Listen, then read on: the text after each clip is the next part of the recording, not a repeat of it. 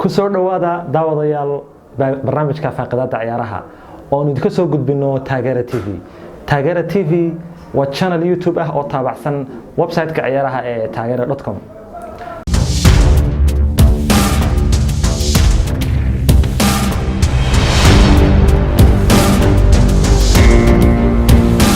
toddobaadkan barnaamijka ciyaaraha waxaan ku falanqeyn doonaa kooxda Ingiriiska ah ee Chelsea sanadka waxa ka tagay seen wadagsoonahay xidigeedii koowaad Eden Hazard waxaana ay bedeshay tababaraha طبعا Chelsea waxa lagu yaqaan tababarayaasha inay bedesho sanad kasta sanadkan waxa ka tagay tababaraha Talyaaniga ah Maurizio Sarri waxa la wareegay tababaraha dhalinyarta ah ee hore ugu ciyaari jiray Chelsea waa Frank Lampard oo sanadkii hore macallin u ahaa kooxda Derby County ee ka dhisan horyaalka Championship-ka Ingiriiska. طبعا Chelsea waxa ka tagay Eden Hazard waxa kale ka tagay David Luiz waxa kale ay mamnuuc ka ahayd inay la soo wareegto wax ciyaartoy ah marka waxa ay ku qasbaneyd inay ictimaado akademiyada ama dhalinyarada ah laacibinteeda waxay amaah u kala maqnaayeen kooxaha Derby County, Aston Villa iyo kooxo kale oo ka dhisan Ingiriiska. waxa soo noqday laacibintii Ingiriiska ahaa ee akademiyada Chelsea hore u ciyaari jiray amaahda ku joogay kooxaha kale Ingiriiska ah waxa kamid ah ugu cadcad weeraryahanka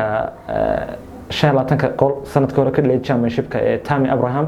oo 22 jira waxa kale oo kamid ah Mason Mount oo 19 jira iyo Fikayo Tomori oo isaguna Derby County la joogay Frank Lampard. saddexdaas laacib ayaa ugu cadcad saddexda laacib ku soo beeray sanadka waxa kale oo boos asaasi ah helay xidigeeda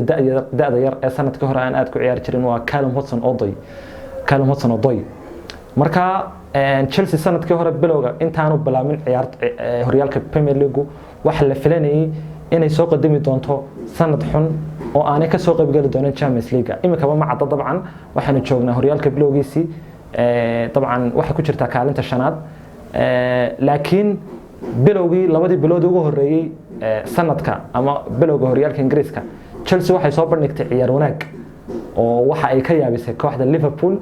oo waxaanu xasuusanaa Super Cup-kii ciyaartii 14 August ka dhacday magaalada Istanbul ee wadanka Turkey. Chelsea 2-2 ay kula baraajeysay Liverpool inkastoo koobka laga qaaday rikoodhayaal laakiin ciyaartaas waxa la oran karaa Chelsea galka ay seefta kala baxdayo waxay u dirtay digniin culus kooxaha Ingiriiska ah oo filanayay oo yareysanay sanadka Chelsea maadaama wada Eden Hazard ka tagay Frank Lampard khibrad badan aanu lahayn waxa la yareysanay oo marka waxa la filanayay in Chelsea sanadka aanay aad u adkaan doonin marka hadee ku ron yahay marka Chelsea su'aasha taagan imika waxa way Chelsea ma ka soo qayb gali doontaa Champions League sanadka dambe kulli waxaanu joognaa imika bisha September way adag tahay in saadaal laga bixiyo imika cid u soo bixi doonta Champions League sanadka dambe ee kaalmaha afraad gali doonta dabcan waxa ay oran karnaa labada kooxood ee Liverpool iyo Man City iyagu level ay ka sareeyaan kooxaha kale Ingiriiska ah oo iyagu iska cadahay booskooda soo iska banaayay laakiin waxa hadal ka taagan yahay booska saddexaad iyo afraad waxaana ku tartamay afarta kooxood oo kala yihiin Chelsea, Arsenal, Tottenham iyo Man United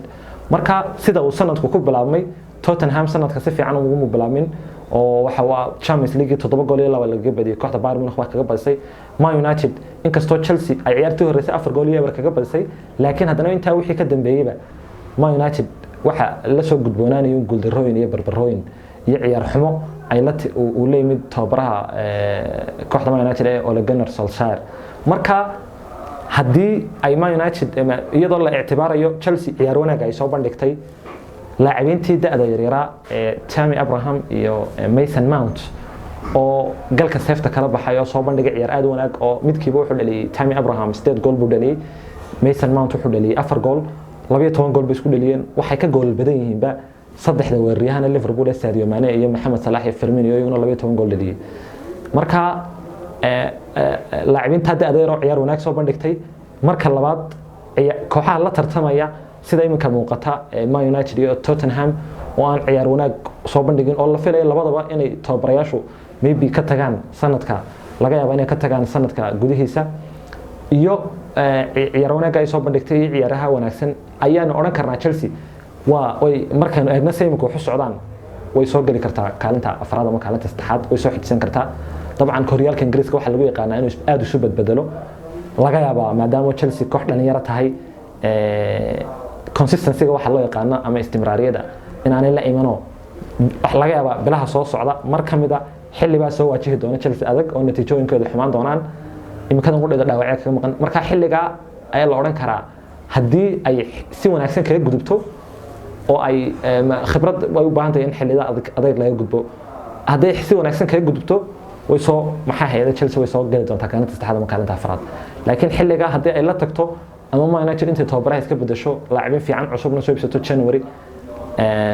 ay soo qaadato waxa weey taasi waxa weey waa suuragal Chelsea qirqir bay gali kartaa laakiin imika sida muuqata ifafaalaha muuqda inoo ka qaadanayna ka shadaal qaadanay ifafaalaha muuqda Chelsea way ka soo qayb gali doontaa Champions League sanadka dambe oo kaalinta afraad ama kaalinta saddexaad bay mid xigsan doontaa daawadayaal waxaanu joognaa gabagabada barnaamijkeenii oo toddobaadkan ku falanqeynaynay kooxda Chelsea oo Ingiriiska ah dabcan mararka qaarkood aynu sidan toddobaad kasta koox u falanqeyn doonaa tan iyo intaynu barnaamijka dambe ku kulmi doono waxaan idinkaga tagayaa amaano Allah assalaamu calaykum waraxmatullaahi wabarakaatuh waxaan idin xasuusinayaa inaydan naga iloobin share-ta like-ta comment-ka oo na dhiirigelisaan oo idin nagala bakhaylin assalaamu calaykum waraxmatullaahi wabarakaatuh